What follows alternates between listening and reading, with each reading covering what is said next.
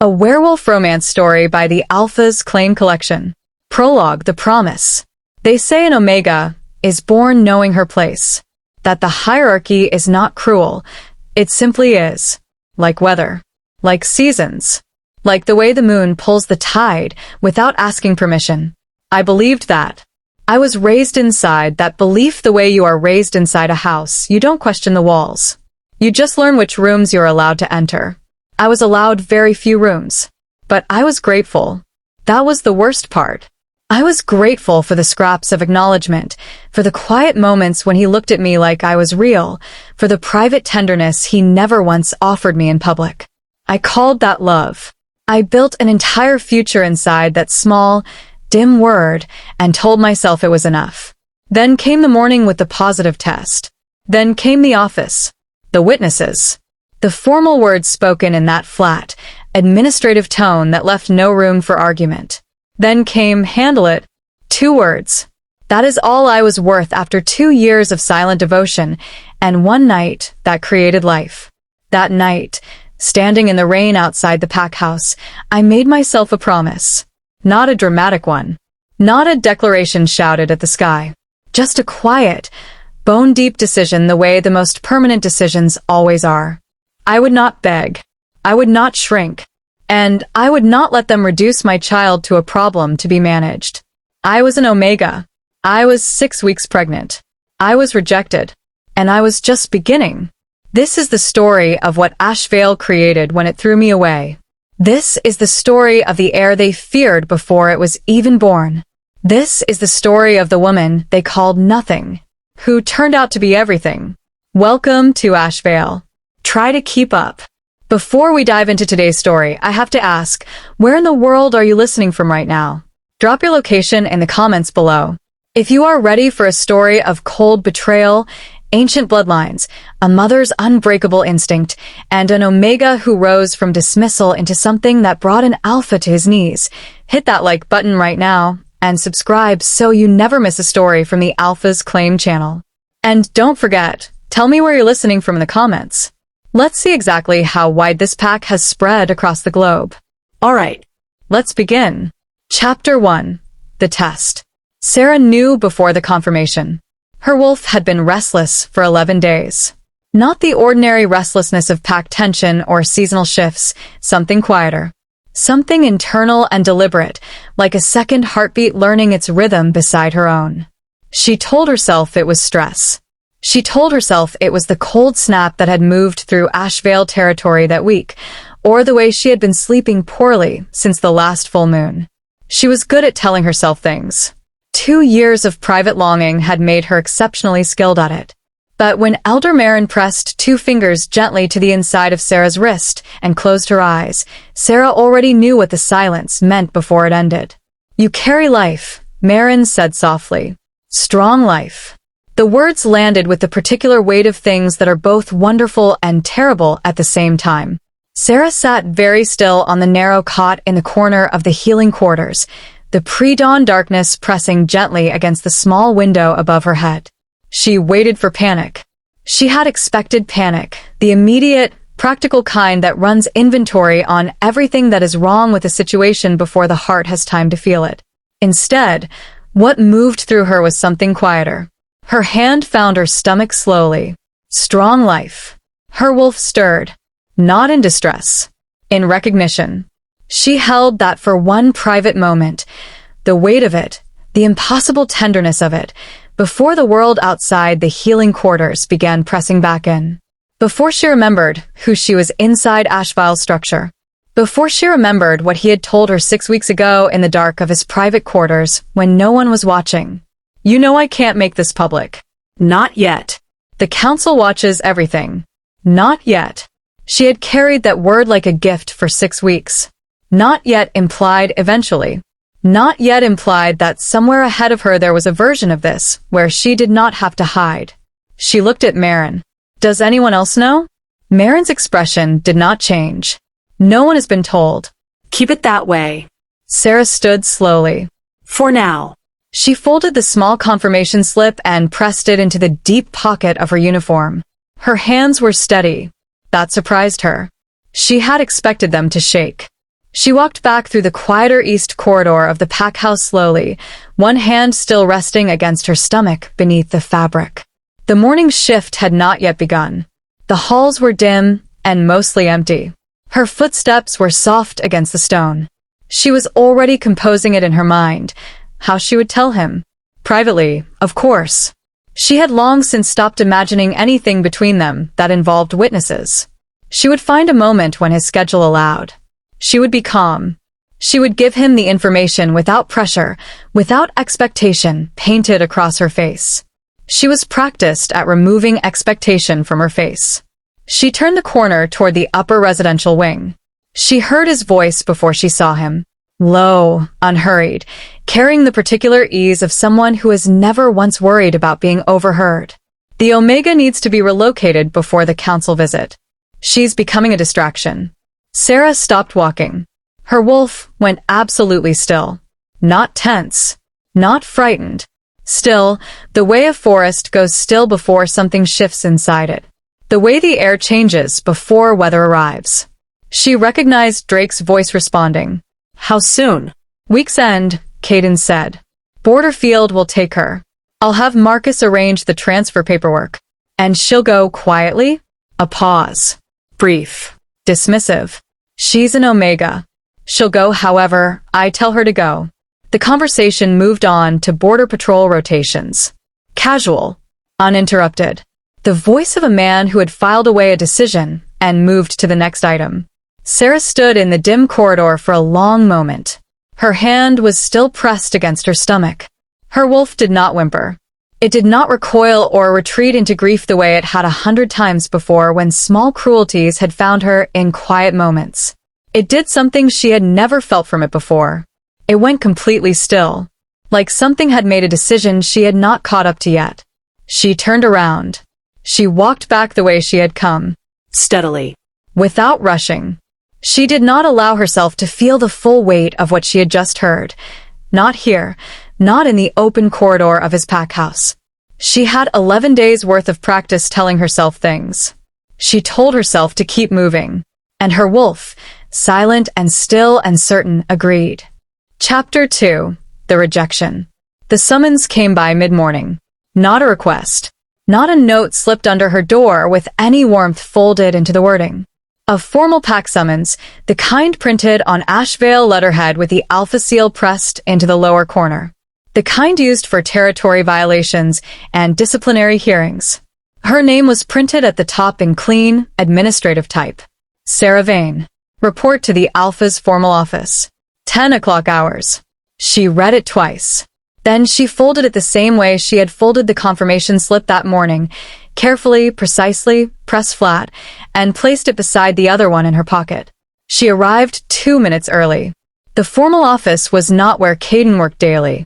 It was a different room from the comfortable study where he had sometimes called her in the evenings, where the fire was kept and the shelves held books he actually read, and the space between them had occasionally felt almost honest. The formal office was different. Larger. Colder. Built for the function of authority rather than the experience of it. Drake stood near the window. 2 men she recognized as regional council representatives occupied chairs along the left wall. She did not know their names, but she knew their insignia. Cold March affiliated. Her stomach tightened almost imperceptibly. Kaden stood at the center. He was in full Alpha presentation. Formal jacket, structured posture, the careful blankness he wore in professional settings like a second skin. He did not look at her when she entered. He waited until she had closed the door behind her before he acknowledged her presence at all. Zara. Her name in that tone. Flat. Procedural. Alpha, she replied. You understand why you've been called. She held her hands loosely at her sides. Tell me anyway. Something crossed his expression briefly. Too fast to name. He straightened slightly. Your position within Ashvale territory has been reviewed. Effective end of this week, your pack assignment will transfer to Borderfield. All obligations to this territory are concluded. He reached for the document on the desk beside him. The bond is formally severed. You will sign here. She did not move toward the desk.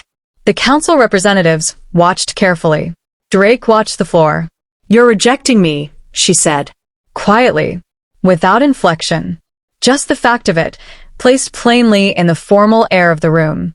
I am releasing you from. You are rejecting me, she said again. Still quiet. Still even. Call it what it is. His jaw shifted slightly. This is the cleanest outcome for both. I'm pregnant. The room did not make a sound. She had not planned the timing of it. There had been no strategy behind the moment she chose. The words had simply arrived, not from desperation, not as a weapon, but because the information existed and silence had never once protected her inside these walls. She watched his face. She had spent 2 years learning his face. The small muscle near his left jaw that tightened under pressure. The way his eyes changed when he was calculating rather than feeling. The precise quality of stillness that meant something had landed and he was deciding, rapidly, what to do with it. She watched him decide. And something inside her that had been quietly hoping for 17 minutes, since she turned away from that corridor, since her wolf went still, broke very cleanly. Like a clean fracture. Not shattered. Just broken. Precise and irreversible. He did not reach for her. He did not step forward. He looked at Drake. Handle it. 2 words. He straightened his jacket. He picked up the folder on his desk as though the next item required his attention. He walked toward the side door of the formal office without looking at her again. The door closed behind him with a soft, final sound. The council representatives exchanged a look between themselves. Then they rose quietly and excused themselves through the main entrance, murmuring something to each other in low tones that Zara did not follow. Drake remained. He stood near the window for a moment without speaking. Then he approached her slowly, not with menace, with the careful movement of someone navigating something he had not been briefed for. Zara. His voice was different from Kaden's. Uncomfortable with what it was carrying. You have 48 hours to decide what you want to do about this, before it becomes a formal council matter. She looked at him steadily. You mean before they decide for me? He did not deny it. Why are Cold March representatives in this room? Drake? His expression shifted. That's not. Why are they here? He pressed his mouth closed. She understood then. The council representatives had not arrived this morning because of her transfer paperwork. They had been here before the summons was sent. They had been here waiting. This was not a response to her pregnancy. They did not know about the pregnancy yet. They had come for something else. And she had just handed them something far more valuable than they had arrived expecting. She picked up the unsigned rejection document from the desk. She folded it without reading it further. She placed it in her pocket with the other 2 folded pieces of paper. I'll let you know what I decide, she said calmly. She walked out of the formal office. She walked down the corridor. She walked through the pack house entrance and into the gray morning air outside. She did not run. Not yet. But her wolf was no longer still. It was pacing low and focused and deliberate, like something that had decided on a direction and was simply waiting for her feet to catch up. Chapter 3. What the Healer Knew. Marin was waiting. That was the first thing Zara noticed when she pushed open the door to the healing quarters for the second time that morning. The Elder had not resumed her usual tasks. She had not reorganized the herb shelves or restocked the compressed linens or done any of the dozen quiet, methodical things she occupied herself with in the early hours. She was simply sitting in the chair beside the window, hands folded, watching the door, like she had known Zara would return. How bad? Marin asked. He said handle it, Zara replied. In front of witnesses. Marin closed her eyes briefly. When she opened them, something had shifted in her expression. Not surprise. Relief. The strange, uncomfortable relief of someone who has been waiting a long time for a difficult thing to finally begin. Sit down, Marin said quietly. I don't have much time. If they're watching me, sit down, child. Something in the Elder's tone stopped her. Not authority, wait. The particular heaviness of someone carrying information they have held too long and can no longer justify keeping. Zara sat. Marin was quiet for a moment. Her eyes moved to Zara's hands, then to her face, assessing with the careful attention of someone reading something written in a language most people had forgotten.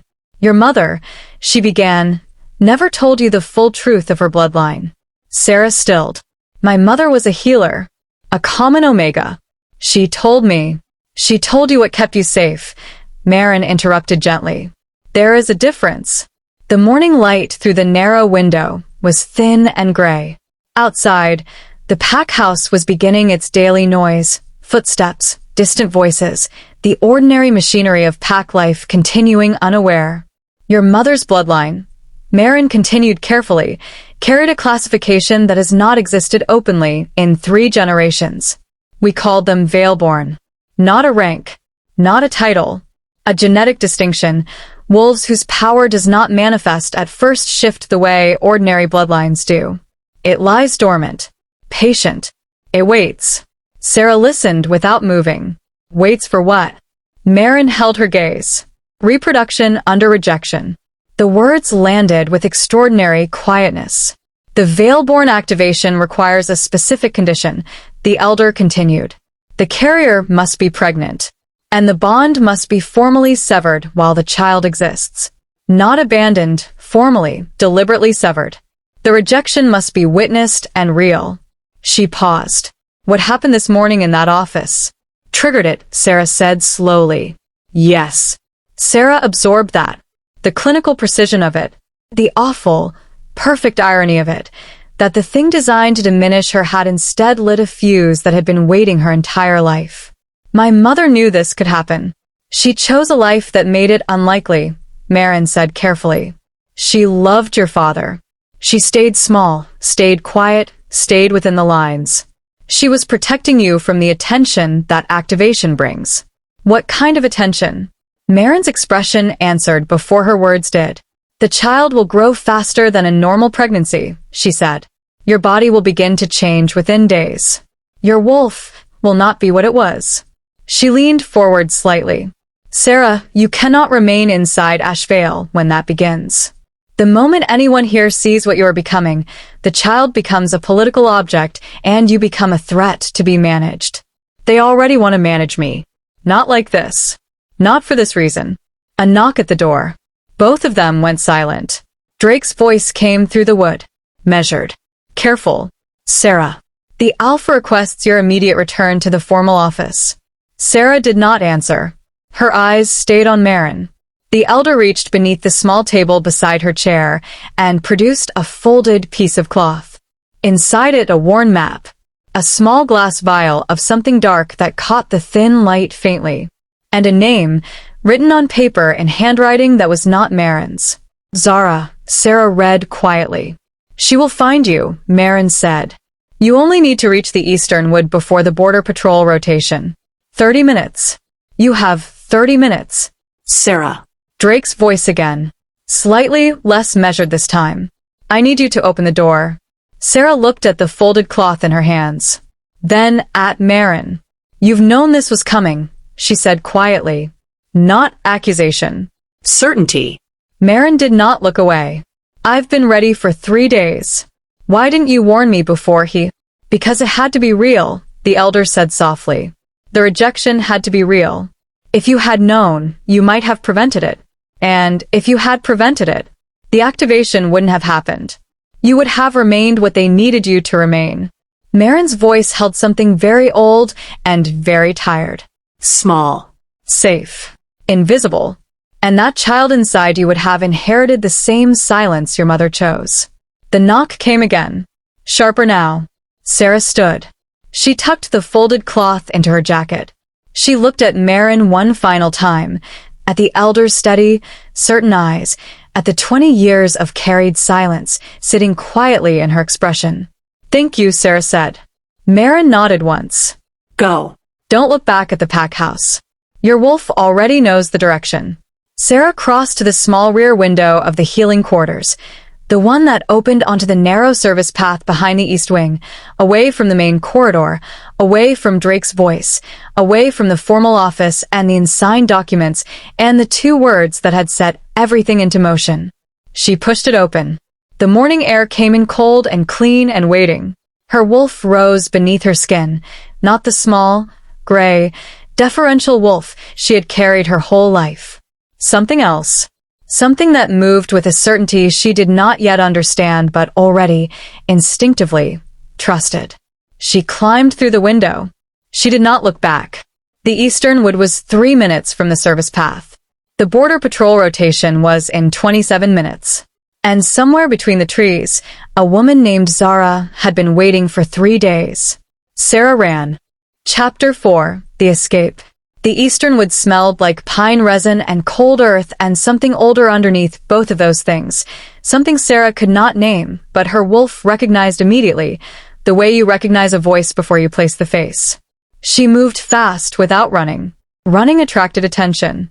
Running was panic made visible, and panic was a luxury she could not afford for the next 26 minutes. She walked with purpose instead, the particular purposeful walk of someone who belongs exactly where they are, which was a performance she had perfected inside the pack house over 2 years of navigating spaces where she was tolerated but not welcomed. The service path behind the east wing opened onto a maintenance corridor between the outer buildings, and the maintenance corridor emptied onto a narrow, unpaved track that the groundskeeping rotation used for equipment movement.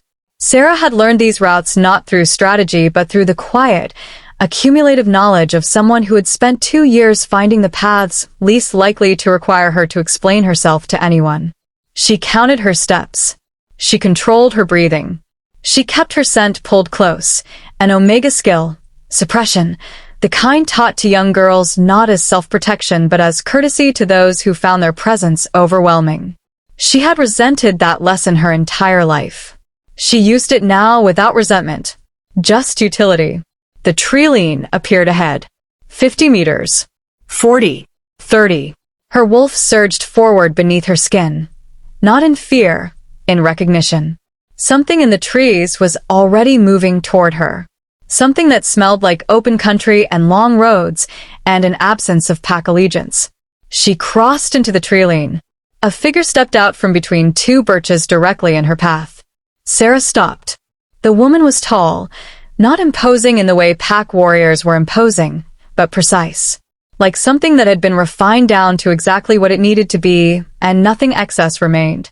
Dark travel gear, worn at the knees and elbows in the way that suggested real distance rather than aesthetic. Her hair was pulled back with the kind of efficiency that indicated hair was simply not a priority. Her eyes were the particular gray of very early morning, the hour before color returns to anything. She did not reach for a weapon. She did not shift her stance into anything threatening. She simply looked at Sarah with the calm, thorough attention of someone completing a long calculation. Marin sent word, the woman said. Her voice was even, unhurried. I've been waiting 3 days. You're Zara. Yes. Sarah studied her for one moment, the instinctive, rapid assessment of someone who has learned that trust extended carelessly is trust that gets used against you. Zara did not fill the silence with reassurance. She did not soften her expression or offer anything designed to make Sarah feel comfortable. She simply waited, which was somehow more trustworthy than any of those things would have been. How did Marin reach you? Sarah asked. We have an arrangement that predates your birth, Zara replied. She has been watching your bloodline for a long time. Before Sarah could respond, the sound reached them from the direction of the pack house. Not words, a howl. Short, commanding, directional. The patrol signal for a located absence. Someone had opened the healing quarter door. Zara's eyes moved briefly toward the sound, then back to Sarah. No alarm in the movement. Pure assessment. They'll rotate east first, Zara said. Drake knows your habits. Then we go north. We go north, Zara agreed, already moving. They pushed deeper into the eastern wood, angling north along a shallow streambed that broke scent trails effectively, another thing Sarah knew from 2 years of quiet, self-taught survival rather than formal training. Zara moved beside her with an efficiency that asked no questions and wasted nothing. No unnecessary words. No performative urgency. Just forward motion, deliberate and calm. They had been moving for 4 minutes when Zara spoke again. Your body has already started, she said. Not a question. Sarah glanced at her. How can you tell? The way your wolf is carrying itself, Zara replied. It's not the same wolf that entered the tree line. Something shifted the moment the rejection completed. She paused. You felt it too. Zara did not answer immediately, but her hand moved briefly to her stomach beneath the jacket, an involuntary motion, protective and certain. Yes, she said quietly. Behind them, a second howl lifted above the treeline. Then a third from a different direction. Zara glanced back once. Her expression did not change. They're triangulating, she said calmly. We have approximately 8 minutes before the first patrol reaches the stream bed. And after that? Zara looked at her steadily. Your body is already beginning to shift.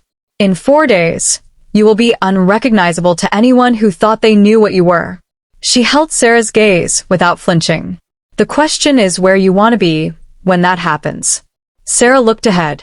Through the thinning birches, the land opened into the wide, neutral expanse of the unmapped corridor between Ash Vale and the Northern Territories. No pack law governed that land. No patrol rotation touched it. It belonged to no one, which meant for the next 4 days it could belong to her. She did not hesitate. Away from here, she said. Zara nodded once. Then move. They crossed the stream bed. Behind them, Ashvile's howls grew louder, directional, coordinated, closing in with the mechanical efficiency of a pack that had done this before. But the stream bed had done its work. The howls reached the bank and stopped. Confused. Reorganizing. By the time they found the trail again, Zara was already gone. Moving through open country in the gray morning light, her wolf steady and certain beneath her skin, carrying something forward that had no interest whatsoever in being found. Chapter 5. Kaden's Discovery. Kaden did not go back to his study after the formal office.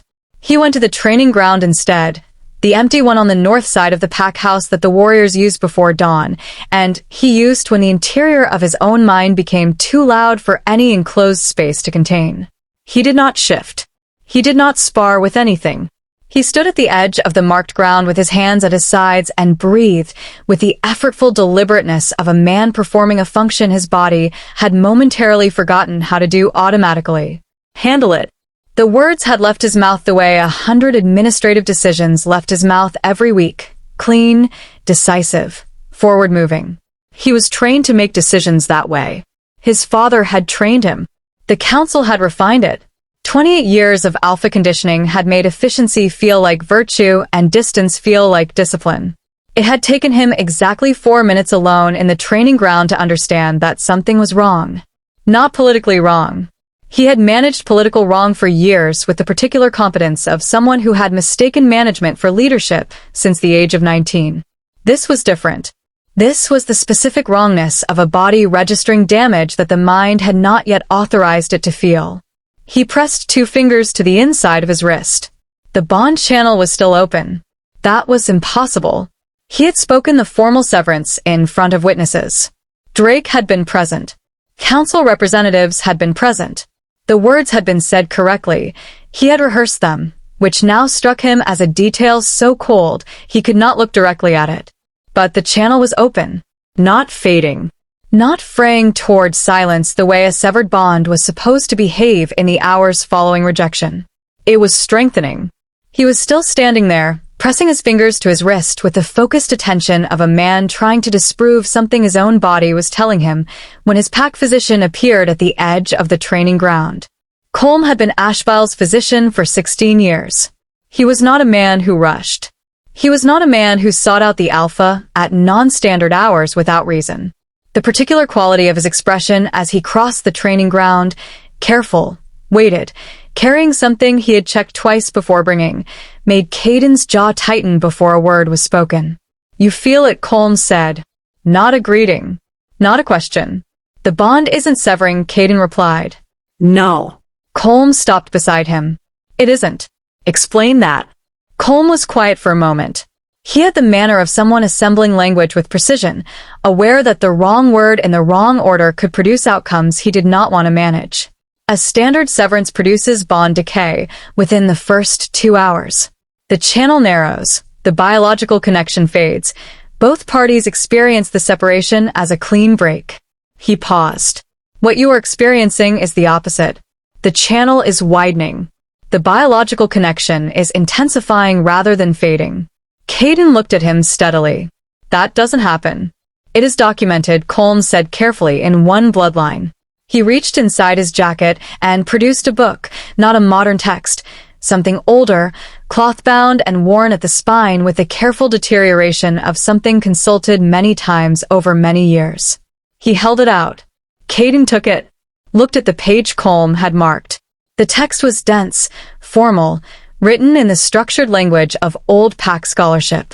But the relevant passage was underlined in fresh pencil, recent, deliberate.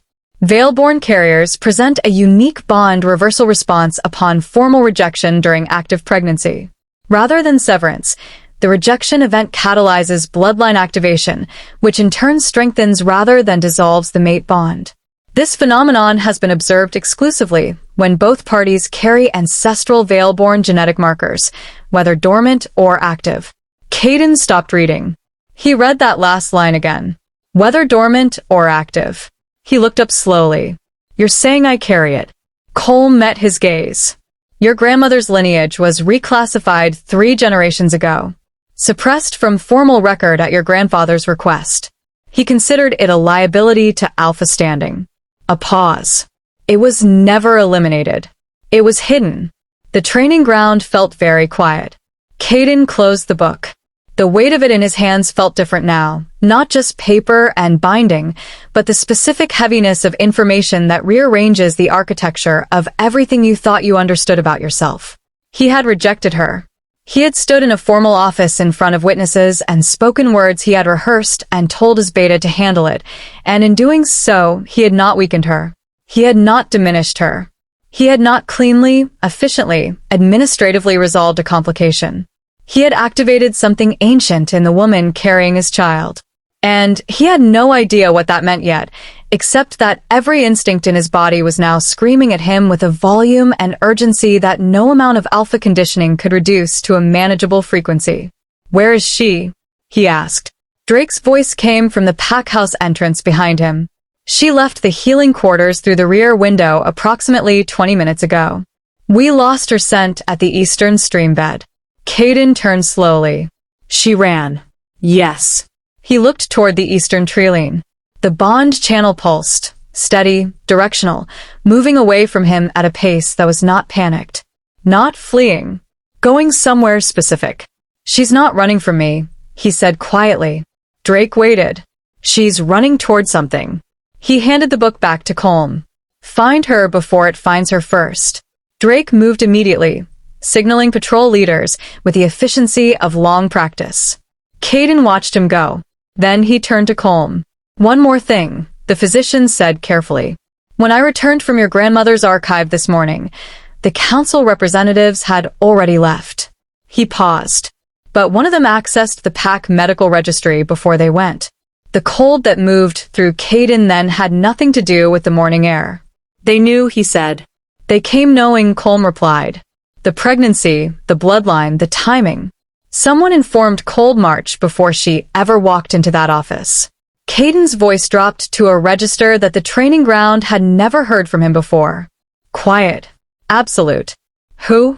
Colm looked at him with the steady, unhappy eyes of someone who had spent 16 years watching this pack from the inside. That, he said carefully, is the right question. Chapter 6. The Veilborn Wakes. On the third night, Zara stopped sleeping. Not from fear.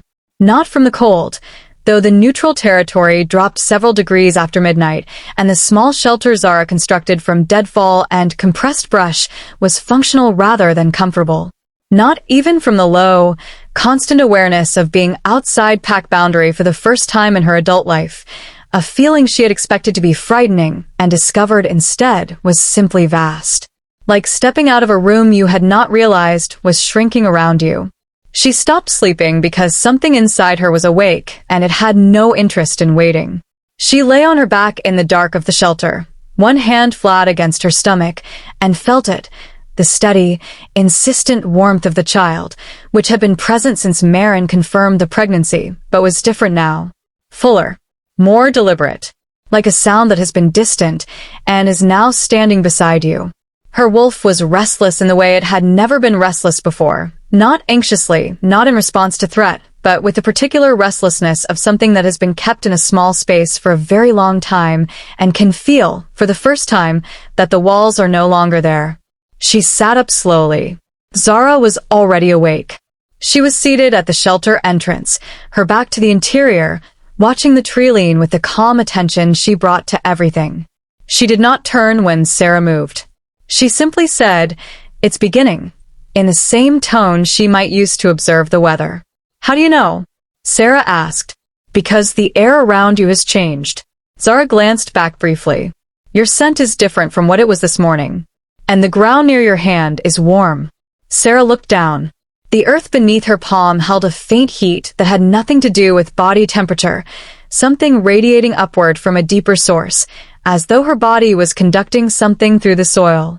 She pulled her hand back slowly. Her wolf pushed forward.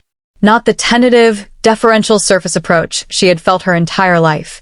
The way her wolf had always moved in the manner of something that has been told repeatedly that it is too much, too present, too large for the space it is allowed. This was different. This was the movement of something that had simply decided the space belonged to it now. The shift came without her permission. That had never happened before. A wolf that shifts without permission is a wolf that has lost control. That was the teaching, the warning, the particular fear that dominated Omega conditioning from first shift onward. Loss of control was the thing that confirmed every prejudice about their instability, their unsuitability, their inherent inability to hold rank or responsibility. But this was not loss of control. It was something more precise than control. It was authority, the kind that does not require permission because it does not recognize the framework in which permission is granted or withheld. The transformation moved through her differently than it ever had. No resistance, no negotiation between human and wolf, no effortful crossing of the threshold between forms. Just arrival. Complete and immediate. Zara turned fully. Her expression did not change. But she became very still. The wolf that stood in the small shelter was not gray. Not the slight, sand-gray wolf that Sarah had carried since her first shift at 16. The one that had confirmed, to everyone who saw it, exactly where she ranked. Small. Underpowered. Appropriate. The wolf that stood in the shelter was large. Not the exaggerated enormity of an alpha display, but something proportioned differently. Built for endurance rather than dominance. Silver-edged black fur that caught the thin moonlight filtering through the shelter gaps and held it. Eyes the deep, particular amber of late afternoon light. The amber that is almost gold but carries more complexity than gold. Color that had not existed in the small gray wolf. Color she had never looked out of before. She expected chaos. She expected the disorientation that came from a forced shift, the loss of orientation, the difficulty of standing, the frantic quality of movement in a form that had not been chosen. Instead, she felt settled. More settled than she had felt in human form in 2 years. Perhaps longer. She moved experimentally. Her paws found the earth, and she felt the warmth immediately, deeper, more specific, a frequency rather than a temperature. Her child pulsed with it, steady and entirely untroubled. "There it is," Zara said quietly. Something in her voice was very old. "Not surprised," confirmed. Sarah stayed in wolf form for a long time. Not because she could not shift back, but because the form felt like information she had been waiting to receive, and she was not willing to abbreviate the receiving of it. She moved slowly around the perimeter of the shelter. She lifted her face to the night air and received it with senses that had never operated at this register before. The microscopic detail of it, the layered distances she could now read in scent and sound, the absolute clarity of a world that had always been slightly blurred at its edges. When she finally shifted back, the return was smooth. No collapse. No weakness. No shaking limbs or gray edges to her vision. She simply stood in human form again, breathing normally, feeling the wolf settle beneath her skin, not retreating, resting, returning to stillness with the quiet confidence of something that knows it can come back whenever it is needed. Zara crossed to her. She studied Sarah's face with the careful, unhurried attention she brought to everything. "I need you to hear this clearly," she said. What you just shifted into, that form does not exist in any contemporary bloodline. The last documented shift of that type was 4 generations ago, and it ended a regional conflict that had run for 11 years. She paused. Not through violence. Through what you just felt, the frequency. The signal that the form produces under the blood moon. Other wolves do not experience it as power. They experience it as recognition. As something older than their hierarchy telling them to be still. Zara absorbed that. And the child amplifies it. The child is the source. Zara corrected gently. You are the conductor. Silence held between them for a moment. Then Zara's expression shifted. Fractionally. The first time in 3 days that the controlled surface of her face had admitted any unscheduled response. Tell me, Zara said. Kaden's bloodline, Zara said carefully. I've known since Marin first contacted me that his family archive was sealed 3 generations ago. What I confirmed 2 days ago from the records I carry, she paused, is that the suppressed bloodline his grandfather buried was not common alpha stock. Zara went very still. It was Veilborn, Zara said. Collapsed branch. Dormant for 3 generations. But present. She met Zara's eyes directly. Which means the child carries both lines. United. For the first time in 4 generations, both branches of the same ancient bloodline exist in one heir. The weight of it settled across Zara's shoulders, not crushing. Clarifying. He didn't know, she said. No, Zara agreed. He rejected you without understanding that in doing so, he completed the exact sequence required to wake everything his family spent 3 generations trying to bury. A sound from the north. Both of them heard it simultaneously. Not Ashvale wolves. The scent was wrong, the discipline of the howl pattern different. More structured. More intentional. Zara's eyes moved to the treeline. Cold March, she said. Not alarm in her voice. Not yet. But the careful neutrality of someone recalibrating a timeline. I expected them in 5 days, she said quietly. How long do we have? Zara asked. Zara looked at her steadily. At the wolf still visible beneath the surface of her, in her posture, in the quality of her eyes, in the faint warmth the air held around her that had not been present 3 days ago. Long enough, she said, for you to decide how you want to be standing when they arrive. Zara straightened. Her wolf rose beneath her skin, not in threat display, not in panic, but with the particular, unhurried certainty of something that has just fully remembered what it is. She looked north toward the sound of cold March wolves moving through the dark. And for the first time since the positive test, since the formal office, since the 2 words that had tried to reduce her life to an administrative correction, she was not afraid. Chapter 7. Alpha Ren. He did not arrive with wolves at his back. That was the first thing Zara registered, the deliberate absence of a show of force from a man who clearly possessed one. Alpha Ren of Cold March walked into the neutral territory clearing alone, at dawn, with the unhurried confidence of someone who has never needed to announce his danger, because the danger is simply apparent to anyone paying attention. He was not what she had constructed in her mind during the night. She had built something aggressive from the howls and the coordinated movement patterns, something blunt and acquisitive. What stepped into the clearing was neither of those things. He was perhaps 40, lean in the way that suggested speed over mass, with close-cropped dark hair and eyes the particular shade of deep green that held calculation the way still water holds depth. You could see into it, but not to the bottom. He stopped at the edge of the clearing, looked at Zara first, a brief, acknowledging look, the way 2 professionals recognize each other across a room, then shifted his attention to Zara. He took his time. Not rudely, thoroughly. The way a person looks at something they have studied extensively in theory and are now calibrating against reality.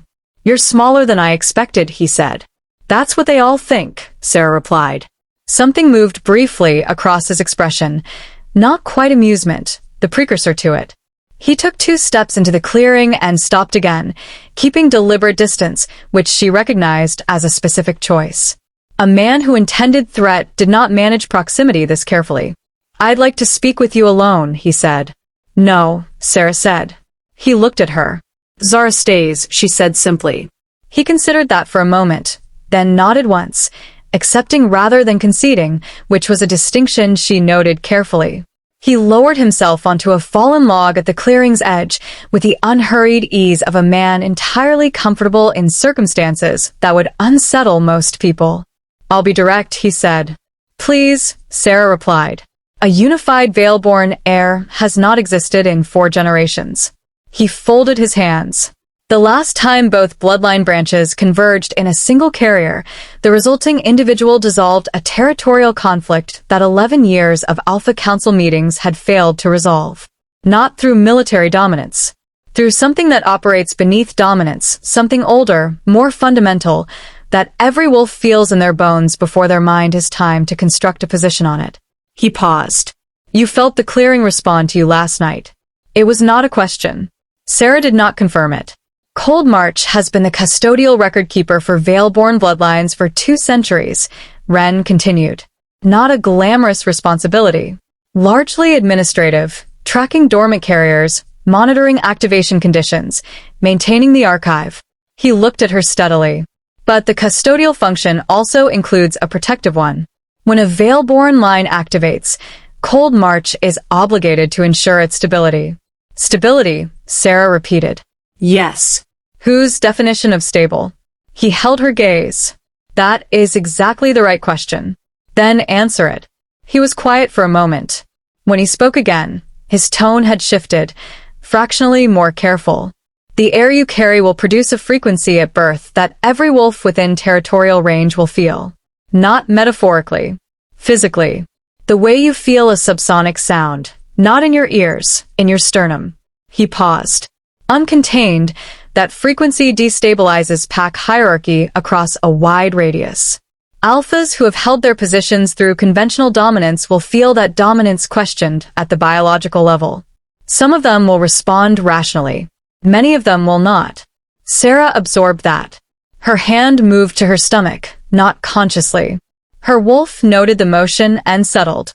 "And Cold March's solution to that," she said slowly, "is to contain the heir before birth. To provide structured support," Wren corrected carefully. "You want naming rights," she said. "And co-guardianship." She watched his expression. "Marin warned me what that language means in custodial practice. It means Cold March holds authority over how my child is raised, what it's taught, who it's permitted to bond with, what its power is permitted to do, and when." She held his gaze. "You're asking me to trade one pack house for another." Wren did not deny it immediately. That honesty was the most unsettling thing about him. "I'm asking you to be strategic," he said.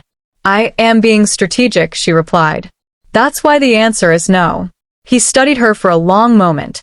The clearing was very quiet. Birds had not returned since he entered it, an instinctive absence, the environment responding to concentrated alpha presence the way it always did.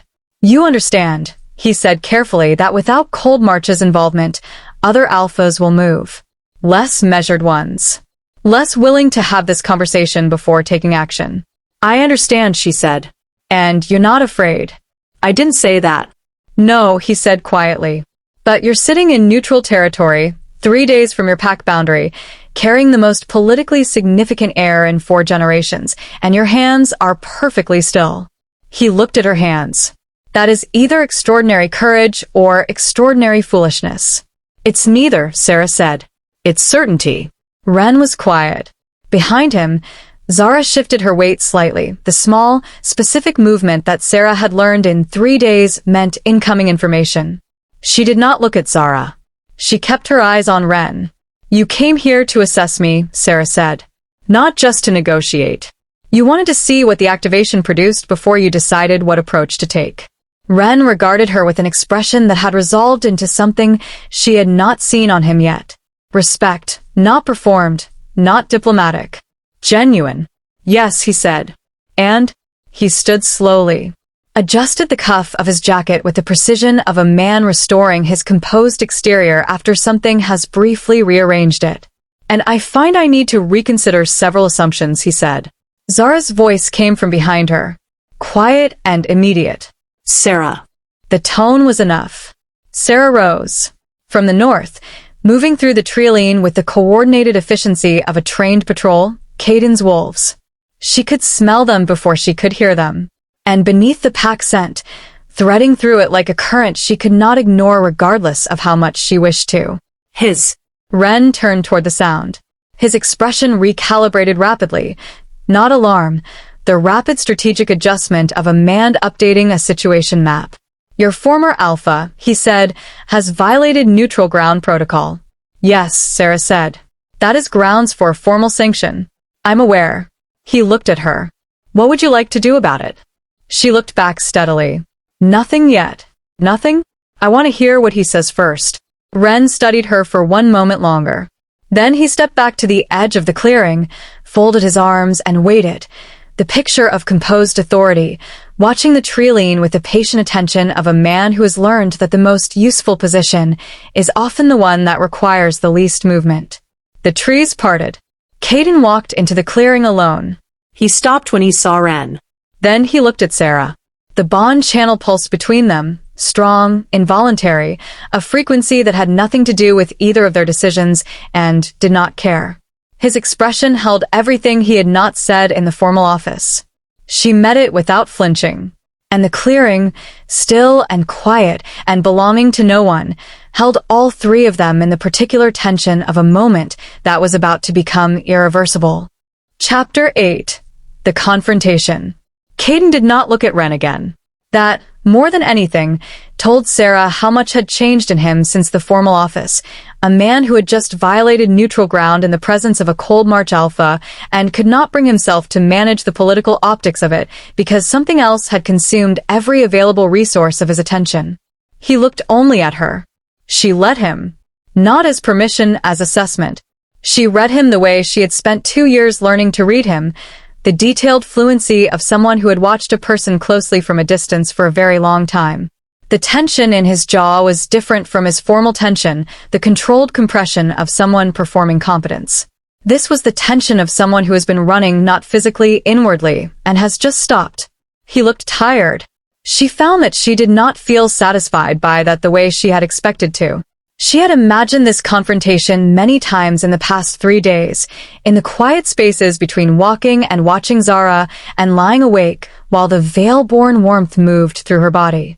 She had imagined feeling righteous, elevated by the clarity of being undeniably wronged.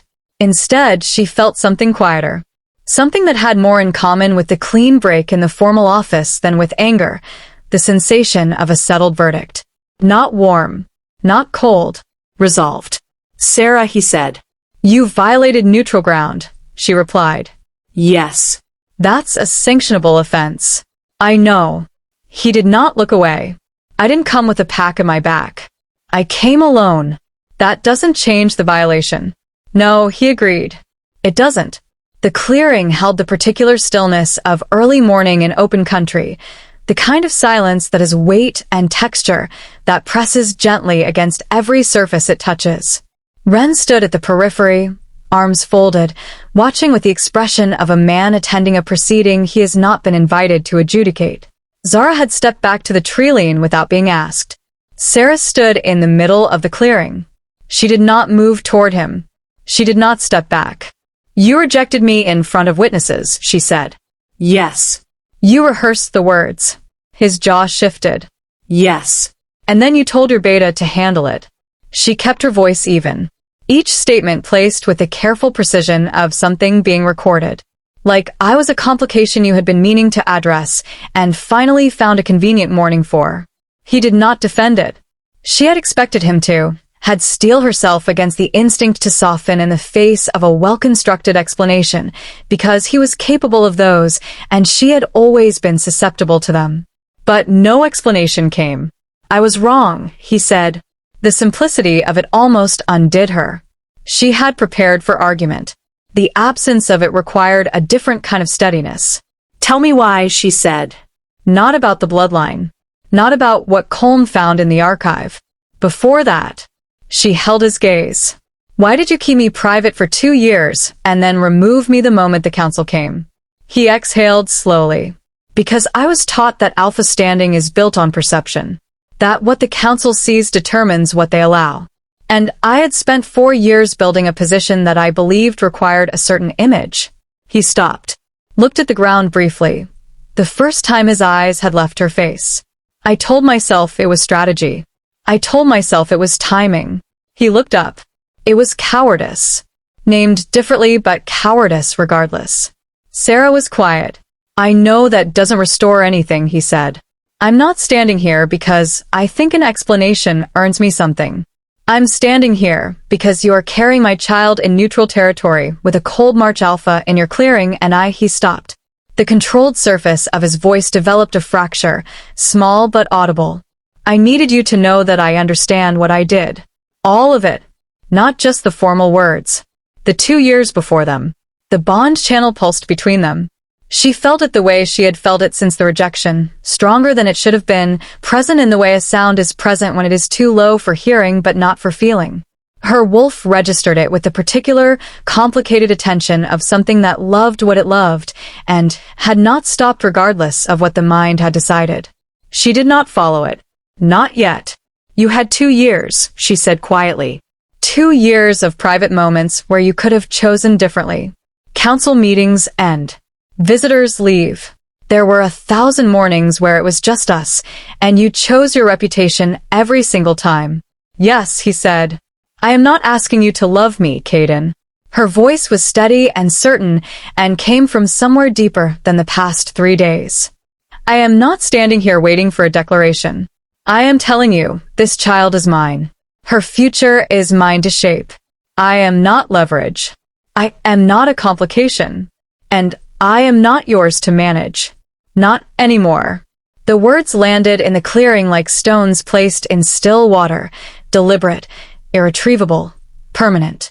He did not look away. I know, he said. Then why are you here? He was quiet for a moment.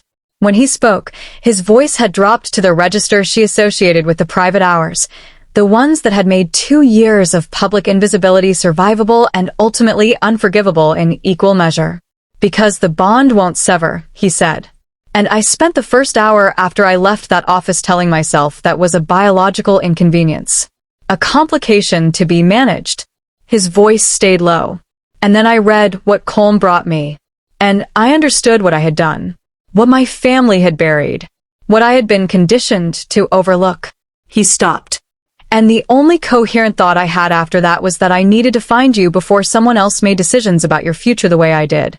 Ren's voice came from the periphery, measured, precise. That sentiment does not retroactively legitimize a neutral ground violation. No, Kaden agreed, without breaking eye contact with Zara. It doesn't.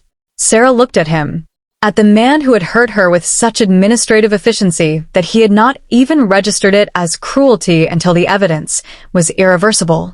At the man whose bloodline had, without his knowledge, been sleeping beside hers for 2 years waiting for exactly the sequence of events he had set in motion. She did not forgive him. That was not what this moment required. What it required was a decision, not about love, not yet, perhaps not ever in the form she had once imagined it, but about what she was building and who she was willing to allow inside the architecture of it. She opened her mouth to respond, and the power moved before she could speak. It came from the child, a pulse, sudden and complete, radiating outward from her center with the warm, absolute certainty of something announcing itself. Not violent, not aggressive. A frequency, exactly as Ren had described it, that every wolf in the clearing felt in their sternum before their mind could construct a response to it. Kaden's knees hit the ground. Not slowly, not with the theatrical grace of a chosen bow. His body responded to the frequency the way a tuning fork responds to its pitch, immediately, involuntarily, without consultation. He looked up at her from the ground with an expression she had never seen on him before. Not humiliation. Not shock. Recognition. Ren was watching her with the expression of a man whose recalculation had just required a complete second revision. Zara said nothing from the treeline. Zara looked down at Kaden. At the Alpha who had spoken the words designed to diminish her and had instead, without understanding it, handed her everything. Get up, she said quietly. He rose. And she began to tell him exactly what came next. Chapter 9. The War Between Alphas. Ren stopped playing neutral at midday. Zara had known it was coming. She had watched him recalibrate twice in the clearing, Once when she held her ground against his offer, and again when the pulse moved through the ground and brought Kaden to his knees. Each recalibration had produced a slightly more compressed version of his composed exterior, the way repeated pressure produces a more dense material over time. When his wolves moved from the treeline into the clearing perimeter, 12 of them, disciplined and quiet, positioning with the precision of long practice, she did not register surprise. She registered the particular, focused clarity of a situation that had resolved from complex to simple. Ren stood at the clearing center. He looked at Kaden. "You violated neutral ground," he said. "Cold March protocol requires response." Kaden looked at the 12 wolves circling the perimeter. He looked at Ren. His voice was very quiet. "Remove them. That's not how protocol. Remove them." Ren's composure held, but the temperature beneath it changed. "You are one alpha on neutral ground without your pack. I have 12 trained wolves and legal standing." He spread his hands with the careful reasonableness of a man who genuinely believes he is the most rational person in a room. "I'm not looking for violence. I'm looking for compliance with a process that exists to prevent it. And the process," Kaden said, "ends with you holding custodial authority over her child. The process ends with stability. Your stability." Ren's jaw tightened fractionally. Stability benefits every. Kaden shifted. Not gradually. Not with the warning movements of a wolf announcing intent. He shifted the way Zara had shifted 3 nights ago, completely, immediately, with the authority of something that has stopped negotiating with the boundary between forms. His wolf was large, gold-edged brown, built for power rather than speed, with eyes that had shifted from their usual controlled assessment to something that operated below thought entirely. He landed between Zara and the nearest Cold March wolf before the circle could tighten. 3 wolves engaged him simultaneously. He was outnumbered, and he was not unaware of it, and he fought anyway, not recklessly, with the focused brutality of someone who has identified the one thing that matters and is removing every obstacle between himself and it. He broke the circle's eastern point, throwing one wolf into the undergrowth with a collision that shook bark from the surrounding trees. The second he met head-on, taking the hit across his shoulder and using the momentum to drive the wolf sideways into the third. Zara felt the pulse building again. She did not try to contain it this time. She let her wolf rise, fully, completely, with the same total arrival she had felt 3 nights ago in the dark of the shelter. The shift moved through her with the smooth authority of something that had already decided. White-silver fur in the gray midday light, amber gold eyes cutting through the chaos of the clearing. She stepped forward. The effect was not immediate. Then it was. The Cold March wolves in the middle of engagement stopped. Not because they chose to, because the frequency hit them at the level beneath choice, the deep, ancient register of something their blood recognized before their minds could contest it. 2 of them dropped to one knee in wolf form, an involuntary motion. They shook with the effort of resisting it and could not. 3 more slowed, circling movements becoming uncertain, the coordinated precision of their training dissolving at the edges. Ren watched from the center of the clearing. He had not shifted. He stood in human form with his arms no longer folded. They had dropped to his sides, and the careful composure of his face held an expression she had not seen on him yet. Not anger. Not calculation. Something older than both of those things. Kaden broke through the remaining wolves engaging him, shifting back to human form in a single motion, blood on his shoulder, breathing controlled. He moved to her side. Not in front of her. Beside her. The distinction was precise, and she registered it. One Cold March wolf remained standing. The largest, closest to Ren, his most senior fighter. He held against the frequency with visible effort, muscles rigid, head lowered. Then he looked at Ren. And slowly, with the expression of a man reporting a structural failure in a building he designed himself, he lowered his head. Ren was silent for a long time. The clearing settled. Birds did not return. The trees held the particular stillness of a space in which something significant has just occurred, and the air has not yet decided what to do with it. "Well," Ren said finally. His voice was different. The professional precision of it remained, but something underneath had shifted. the foundation of an assumption that had held for a very long time developing its first visible crack. "I owe Marin an acknowledgement," he said. "She told me 3 years ago that when this bloodline activated, no custodial framework would be adequate." He looked at Zara steadily. "I told her she was being sentimental." Zara shifted back. She stood in the clearing without swaying, without weakness, the child warm and steady inside her. "Call them off," she said. He looked at his wolves, the ones still kneeling, the ones who had managed to hold. He looked at the one who had lowered his head. "Stand down," he said quietly. The clearing exhaled. Kaden looked at Ren. "This ends here." "This," Ren replied carefully, "has not ended. It has clarified." He straightened his jacket with the habitual precision Zara was beginning to recognize as his version of gathering himself. "What you carry," he said to her, "is not containable. I understand that now in a way that documentation did not convey." He paused. "The alphas who move after you will not have had this clarification. They will come with the assumptions I arrived with. And they will not all be willing to stand down." "I know," Zara said. "And?" She looked at him steadily. "And they will receive the same answer you did." Ren studied her for a long, quiet moment. Then, he did something she had not expected from him. He inclined his head. Not deeply. Not the performed deference of submission. A genuine, measured acknowledgement, one authority recognizing another without requiring the transaction to diminish either of them. "I will not obstruct you," he said. "But I will be watching." "I know," she said again. "So will everyone else." He turned. His wolves fell in behind him with the quiet efficiency of long discipline. They moved toward the northern treeline, and the clearing absorbed their absence gradually, the way a room absorbs the departure of a presence that has been large inside it. Kaden stood beside her. Neither of them spoke for a moment. "Your shoulder," she said. "It's fine. It's bleeding." "It's fine," he repeated. Then, quietly, "You didn't need me." She looked at him. "No.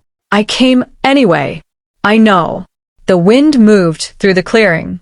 The child shifted, a small, deliberate motion, warmth radiating outward. Her wolf settled.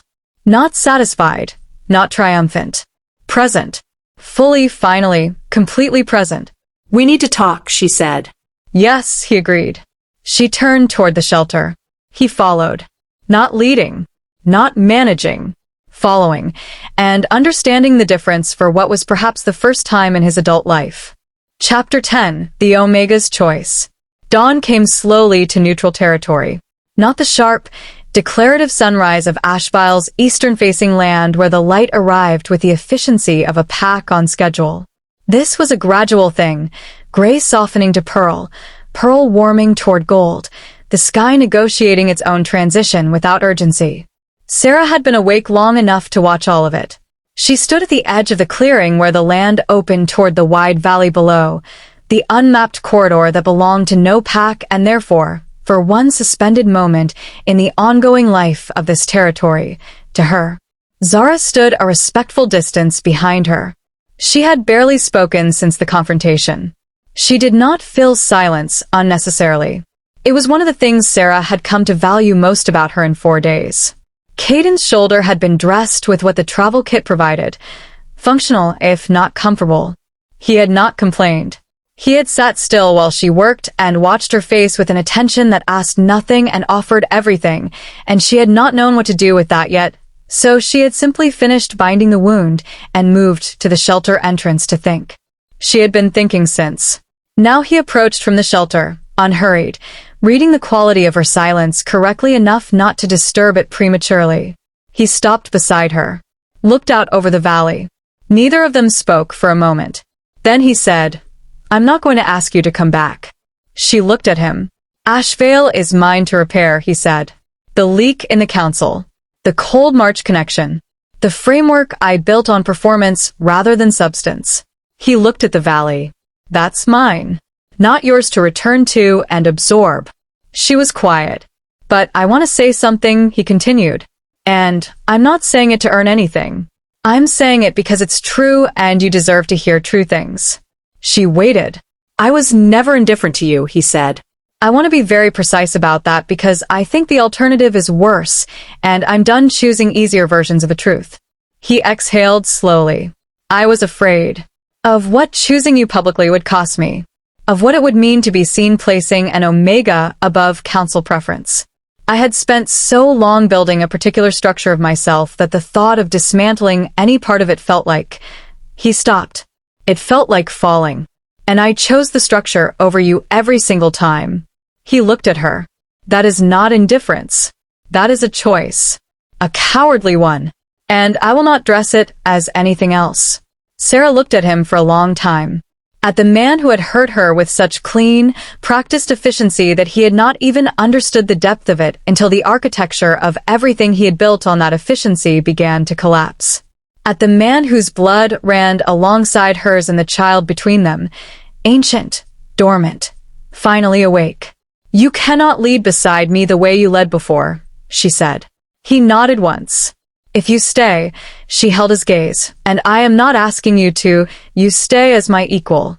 Not my alpha. Not my authority. Not the person who decides what information I receive and when. She kept her voice even. My partner. Someone who trusts me with the full truth of every situation, who makes no decision that concerns me without me, who treats my judgment as equivalent to their own. Yes, he said. And the moment that becomes impossible for you. It won't be. Kaden. He looked at her. The moment it becomes impossible for you, she said steadily, you leave. Without argument. Without the frame of it being about protection or strategy or timing.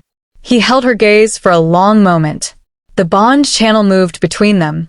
That strengthening, involuntary current that neither of them had chosen and neither of them could dismiss. Agreed, he said. Just like that? I've been wrong about a great many things, he said quietly. I am certain about this one. She looked at him for another moment. Then she turned back toward the valley. I'm not going back to Ashvale, she said. Not yet. Not as a returning Luna retrieving her position. If I return, it's as something the pack hasn't experienced before. And they need to be ready for that, which means you need to rebuild internally before I walk back in. She paused. Can you do that? Yes. Darius and whoever he reported to inside your council. Already in motion, he said. Marcus began the review the morning you left. She nodded slowly. Her hand rested on her stomach, not anxiously, not protectively from threat. Simply resting there, present with what was present. The child will come in 7 weeks, she said. Faster than standard. Marin estimated closer to 6. Where will you be? She looked at the open land ahead of her. Here. Or beyond here. Somewhere I can let the activation complete without pack politics pressing against it from every direction. She glanced at him. Zara will stay. And me? The question held everything he was not asking. Not can I stay, not will you let me, but the simpler, more honest form. Just and me. Where do I exist in this now? What role does the man who made every wrong choice get to hold in the aftermath of what those choices built? She had thought about this. Not in the fevered, wound-directed way she had thought about it in the early hours after the formal office. In the clear, deliberate way she had been thinking about most things since her wolf stopped being small. You can be present, she said. Without leading. Without deciding. She looked at him. If your wolf can manage that. The corner of his mouth moved. Not quite a smile. The ghost of one. My wolf bowed without my permission to a woman in neutral territory. I think it has already managed it. She felt something shift in her chest. Not the bond, something quieter. The first movement of something she was not ready to name yet, but was willing to acknowledge existed. Good, she said simply. Zara approached from the shelter with the practicality of someone who has given 2 people sufficient time and is now reinstating the schedule. The northern pass will be clear until midday, she said. If we move before the 2nd hour, we reach the Ridge Valley before dark. Zara nodded. We move. She took one last look at the direction of Ashvale. At the territory that had told her, through its structures and its hierarchies and its administrative language, that she was appropriate in specific rooms and nowhere else. Her wolf rose beneath her skin, easy, unhurried, certain. She turned away from it. Let's go, she said. They walked. All three of them, then four. Kaden falling in at a distance that was neither close enough to claim nor far enough to abandon, through the open country of neutral land in the early gold of new morning. Her child shifted warmly inside her. Not a warning, not a question, an arrival. The heir that Ashvale had tried to reduce to a problem was coming. And when it did, it would be born into open land and clear air, and a mother who had walked through the narrow rooms they assigned her and out the other side into something that had no ceiling and no walls and no administrative language adequate to contain it. Zara walked forward. Her wolf walked with her. And the valley below, wide and unmapped and belonging to no one, opened ahead of them like a beginning. Epilogue. They told me an Omega's story ends at rejection. That the hierarchy is not personal. It is simply the order of things, and the order of things does not bend for feeling. I was taught to believe that. I was raised inside that belief the way you are raised inside a house that has been slowly shrinking around you. You don't notice the walls moving until the morning you cannot lift your arms. I lift my arms now. The Alpha who spoke 2 words over my life and walked out of the room learned that those 2 words were not an ending. They were a sequence.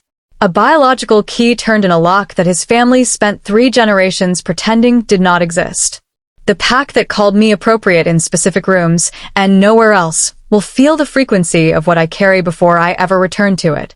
Not as threat. As information. As the truth of what I always was. Beneath the gray wolf they decided was the whole of me. I am 6 weeks further along now. The child moves with the particular certainty of something that has never once doubted its right to exist. I am learning from that. Daily. I was an Omega. I was rejected. I was told, handle it. And I did. If you believe in the woman who walked out of the window they left open, in the heir who arrived before anyone was ready, in the power that was never theirs to manage, stay with this pack. Subscribe for the next story. Because the bloodline that awakened in neutral territory is not finished moving through the world. And the next blood moon is already rising.